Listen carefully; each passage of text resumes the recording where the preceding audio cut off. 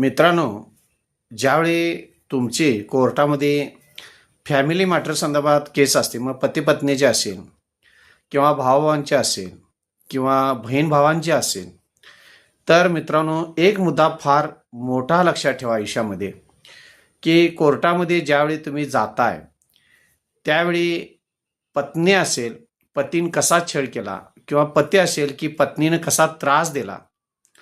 आता तुमची क्रुएलिटी म्हणून कोर्ट तुमच्याकडे बघत असेल की पतीनं तसा त्रास दिला, पत्नीनं कसा त्रास दिला.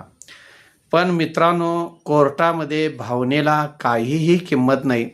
तुम्ही कितीही रडारड केली, कितीही त्रास सहन करून घेतला, कितीही तुम्हाला त्रास झाला, तर कोर्टामध्ये तुम्हाला झालेला त्रास, मानसिक त्रास, शारीरिक त्रास हा पाहिला जात नाही. पाहिलं जातं ते मित्रांनो फक्त तुम्हाला कोणत्या प्रकारे क्रूरतेनं वागवण्यात आलं, कोणत्या प्रकारे तुम्हाला फक्त त्रास देण्यात आला. तुमच्या ज्या काही भावना असतात आणि ज्या भावनेशील तुम्ही जे लग्न केलेलं असते किंवा कुटुंब असतं, त्यामध्ये ज्या एकमेकाचं प्रेम, आपुलकी भावना असतात, त्या भावनेला मित्रांनो कोर्टात काडीचीही किंमत नसते.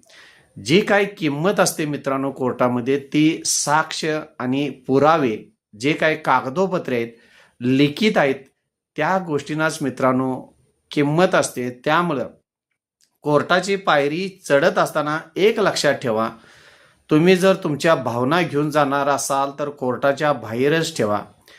तुम्ही कोर्टाच्या आत जाताना साक्षी, पुरावे, ते बी कागदोपत्री असेल तरच कोर्टाची पायरी चढा.